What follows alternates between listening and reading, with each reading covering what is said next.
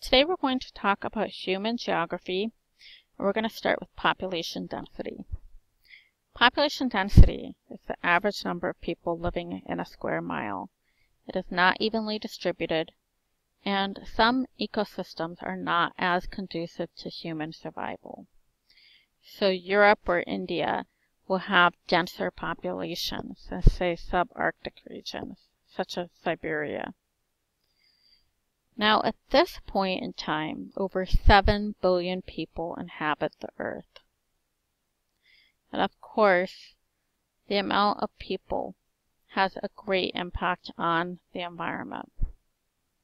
Now, humans tend to avoid living in regions that are more difficult to inhabit, and we are able to adapt our housing, clothing, and food sources to survive our environments. But the environment is also heavily impacted by us, especially in population-dense regions. You see in one picture on this slide, there is a flat area that used to be inhabited by trees. All of the trees were cut down to make a new strip mall. On another picture, you see evidence of garbage and waste. And in many areas, we're having difficulty finding ways to manage our garbage load, partially because of population increase and then partially because of less than conscientious choices that we make sometimes.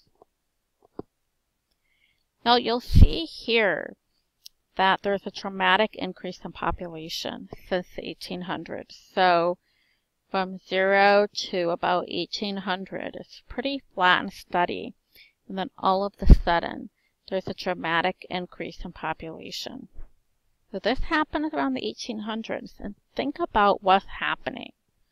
Think about the medical advances, hygiene advances. People are starting to live longer.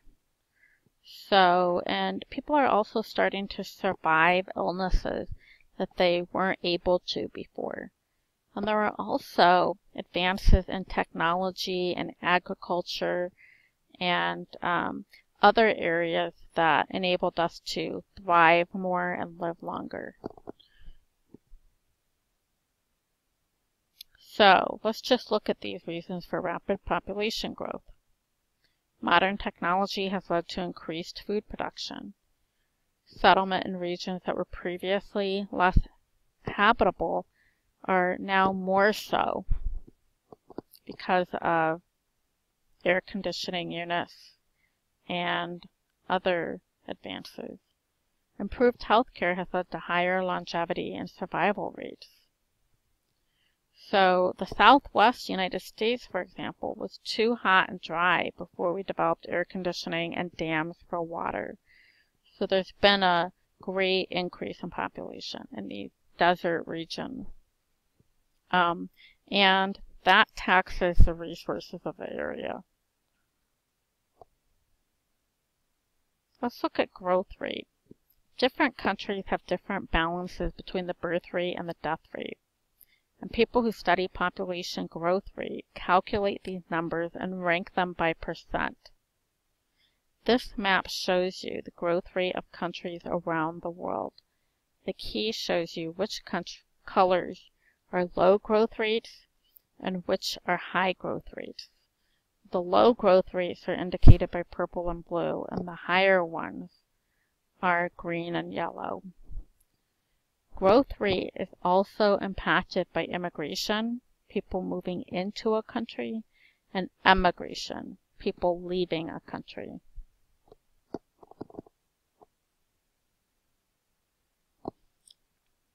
Zero growth rate, ZPG.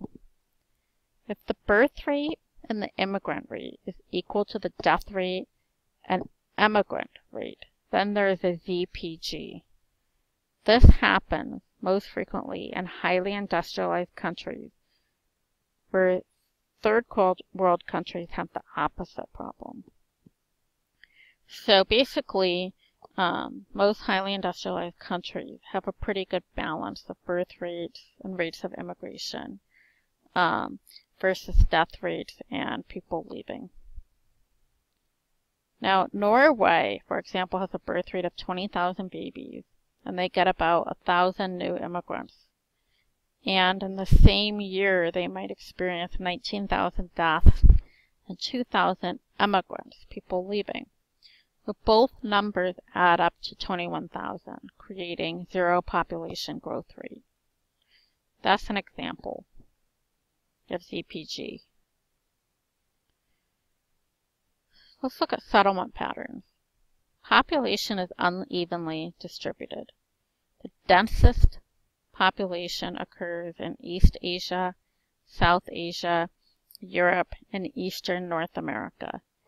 Most of these people live in metropolitan areas or a central city surrounded by suburbs. So you see here the percentage of population in urban areas increasing at around 1950. And then there's a projected rate for 2030. Urbanization is the growth of city populations and its surrounding suburbs. For many countries, the urban population is growing twice as fast as the rural areas.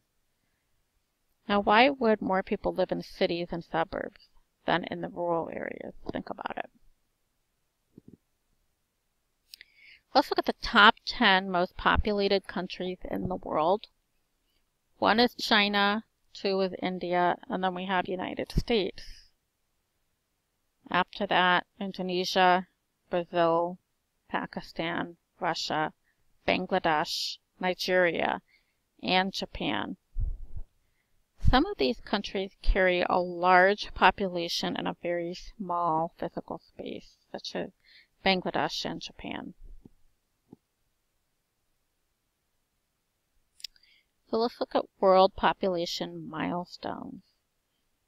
In 1804, the world had 1 billion occupants. In 1987, the world had 5 billion occupants.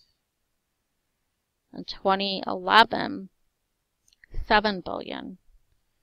And in 2024, it is projected that we will have 8 billion occupants. What problems do you foresee as a result of this population increase? So, just recap what we've learned. There are over 7 billion people on Earth, and the human population impacts physical geography. Physical geography also impacts human settlement. And population is not even throughout the world. So be sure that you read the PDF on population geography. It's just 5 pages. And the videos that attend these lessons before you take a quiz. Thank you.